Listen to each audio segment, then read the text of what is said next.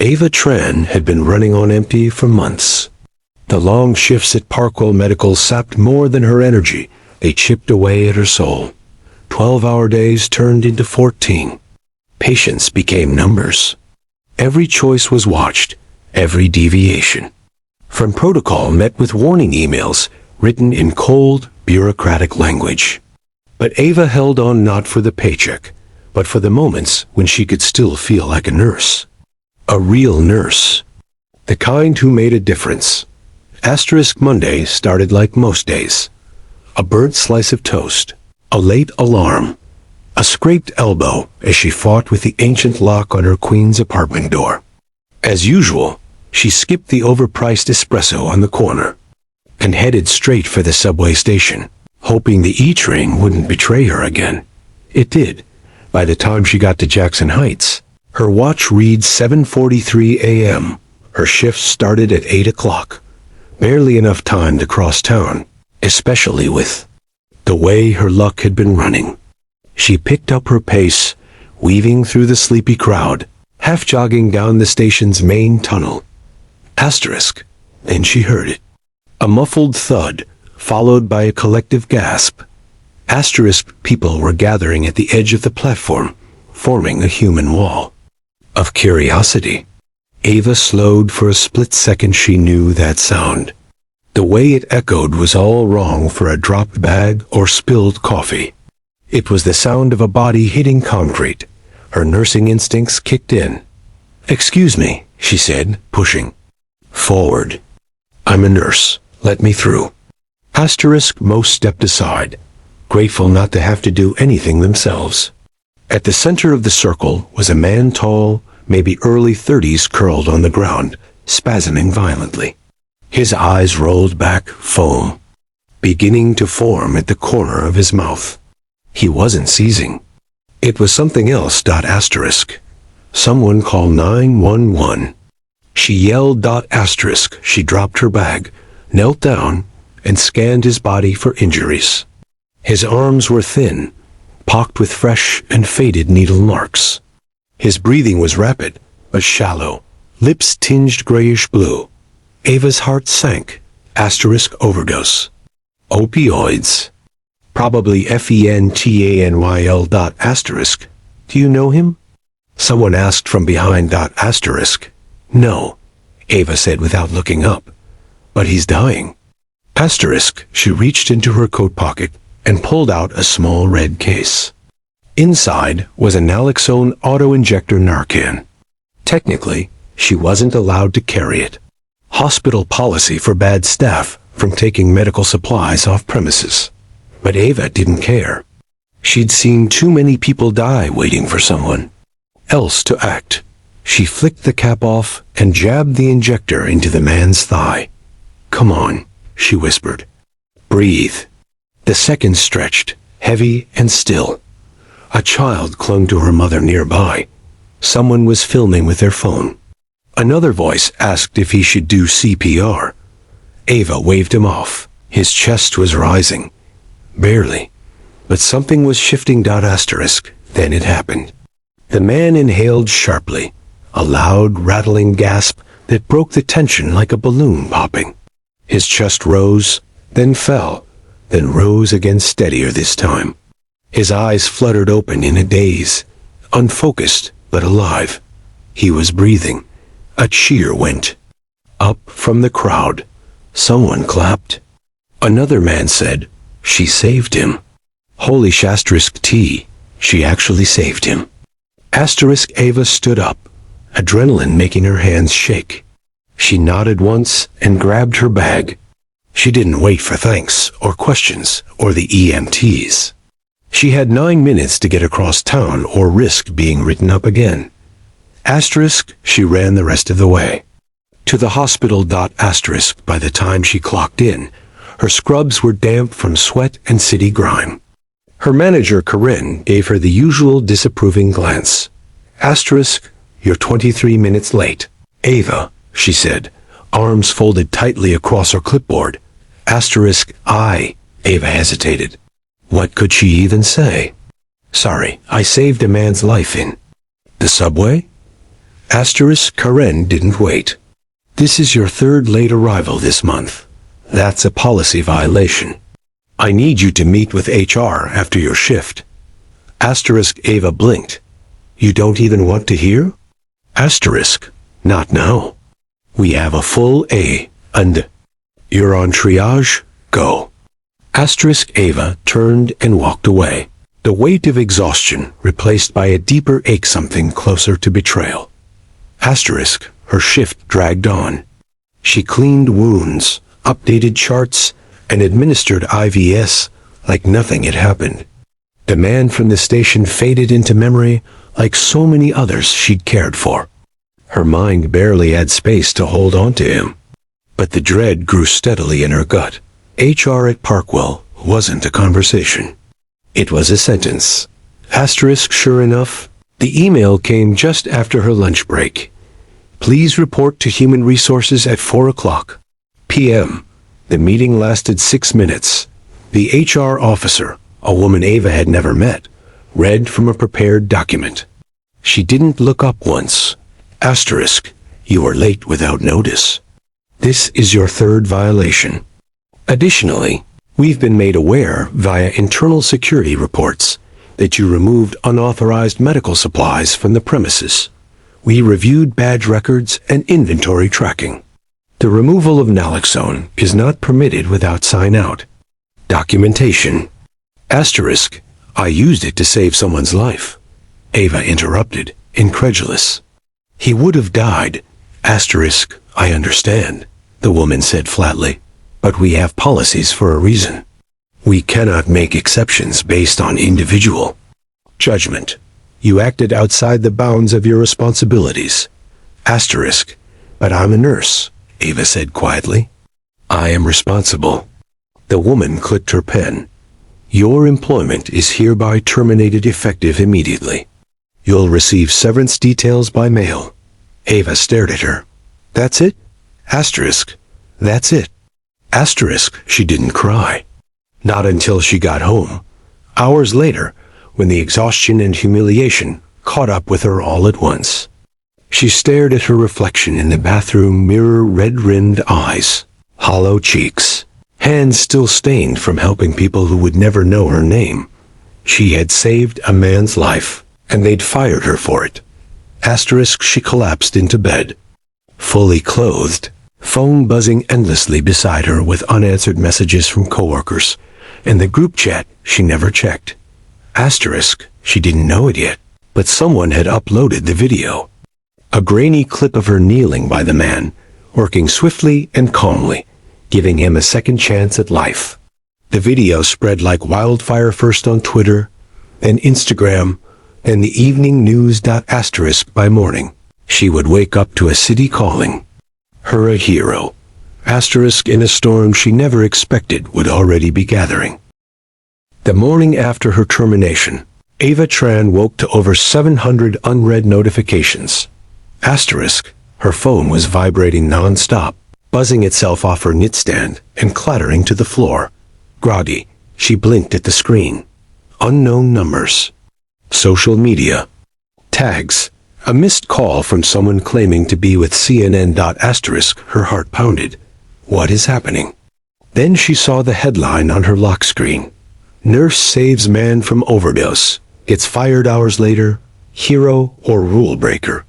The video had gone viral overnight. It was a 42-second clip posted by a commuter named Raul Morales, who caught the entire incident on his phone. The footage showed Ava kneeling beside the man, administering naloxone, calling for help, then walking away without waiting for applause. Asterisk. Raul had captioned it. Asterisk greater than, she saved this guy's life in the middle of a subway station. Side she was a nurse. Found out she got fired later that day. This world's upside down. Hashtag Evatran, hashtag hero nurse. It had already been viewed over 3 million times by the time Ava made coffee. By lunch, it was on every major news site. A clip of her from the subway looped behind newscasters' voices across multiple networks. CNN, ABC, even BBC, Terms like duty versus policy, medical ethics, and corporate accountability in healthcare filled the talking head debates. Asterisk by evening, she was on national television. Asterisk, well, her face was, anyway. Ava, still in shock, hadn't left her apartment. She ignored dozens of interview requests. Instead, she watched in disbelief as anchors dissected her decision, praising her poise, condemning Parkwell Medical for enforcing a policy that valued inventory control over human lives. Asterisk, her inbox filled with job offers. Advocacy groups reached out. Influencers with millions of followers posted #IST and with Ava under montages of her blurry subway heroism. Asterisk, but Ava didn't feel like a hero. She felt numb. It wasn't until 3 nights later that she agreed to her first interview. It was on a small, independent podcast called Everyday Valor. The host, Malik, didn't lead with flashy questions. He asked her how she slept that night, what it felt like to hold a man's life in her hands, what made her carry naloxone in the first place. Asterisk, I've watched people die, she said softly. And I've watched the system that's supposed to protect them tie our hands with tape and protocol. I carried it because I was tired of being helpless. Asterisk, she didn't cry, but her voice cracked. Malik let the silence sit for a moment before saying, Asterisk, do you think you'd do it again, knowing you'd lose your job? She didn't hesitate. Absolutely. Asterisk, the clip went viral again. And this time, it didn't stop. Asterisk, within a week, Ava had gone from unemployed to unofficial face of a national reckoning. Asterisk, nurses, paramedics, and doctors from across the country began sharing similar stories of being reprimanded for doing the right thing. A nurse in Chicago was written up for performing CPR in a parking lot without proper clearance. An EMT in Houston was suspended after using an epinephrine pen from her own bag on a collapsed jogger. These stories, once buried in internal HR reports, now flooded social media under the tag #LetUsHelp. It wasn't just about Ava anymore. It was about all of them. Ava was invited to speak at a nurses' union rally in Philadelphia. She stood on stage, trembling but resolute, staring out over a sea of scrubs, homemade signs, and tired, determined faces. Asterisk, I never wanted to be in the spotlight, she said. But if losing my job means we finally start listening to frontline workers, then I'll take this microphone and I won't shut up. Thunderous applause. From there, everything snowballed. Petitions were signed by hundreds of thousands. Healthcare workers organized walkouts in major cities. For 1 week in May, nurses in 10 states staged coordinated lunch hour protests, walking out in scrubs holding signs that read, Asterisk, we don't clock out on humanity. Asterisk, protocol kills. Compassion heals. Asterisk, AVA Tran is all of U.S. Asterisk, A senator from Oregon once, a trauma nurse herself, reached out to Ava privately. They began working on a draft for a federal bill to protect off-duty medical professionals who rendered emergency care in good faith. The senator insisted Ava's name be on it. It would be called the Ava Tran Act. Of course, the pushback came fast. Asterisk, hospital corporations and legal watchdogs argued that such legislation would encourage reckless behavior and expose institutions to lawsuits. One Parkwell medical executive called Ava a well-intentioned liability. Their PR campaign painted her as a symbol hijacked by radicals. Anonymous staffers leaked documents suggesting she had a history of minor infractions at the hospital. It didn't matter. Public support was too strong. Asterisk, in July, Ava was invited to testify before a congressional committee. Asterisk, she stood alone behind the mic, a line of senators in front of her. Cameras recorded her every word. She wore a plain navy blazer, her ID badge from Parkwell tucked into her jacket pocket, as a quiet act of defiance. Asterisk, I'm not asking you to make us invincible, she said. I'm asking you to let us act without fear of punishment when someone is dying in front of us. I'm asking you to let us be nurses, not just employees. Asterisk, she told them about the man in the subway. She told them about the policies that cared more about tracking supplies than tracking outcomes. She told them about how shameful it was to fire someone for choosing humanity over a barcode. Asterisk, by the time she finished, some lawmakers were visibly shaken. A few stood to clap. One had tears in her eyes. Asterisk, the next morning, the bill passed its first committee vote with overwhelming bipartisan support. Asterisk, it still had a long road to become law, that the revolution had moved from the streets to the chambers of power. Asterisk, Ava found herself busier than she had ever been at Parkwell. She started working with a nonprofit dedicated to training civilians in emergency aid. She helped set up mobile clinics that offered free naloxone and CPR workshops in low-income neighborhoods. She consulted on healthcare reform panels and appeared on Sunday morning talk shows. People called her the nurse who wouldn't back down. But she never forgot the man she saved. His name was Andre. He reached out weeks later through a recovery center in Brooklyn. He didn't remember much, but he'd seen the video and recognized himself. They met quietly, without press or cameras. Asterisk, I don't know what to say, he told her, eyes glassy. You gave me a second chance. Asterisk, Ava smiled. Just use it. Asterisk, they hugged. She never spoke of him publicly. That part she kept for herself.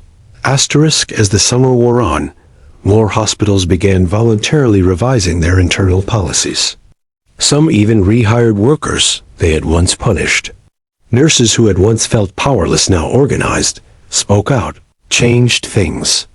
Ava Tran had become more than a moment. She had become a movement. Asterisk. She still missed the quiet parts of her old job. The simple satisfaction of helping someone heal without cameras or headlines.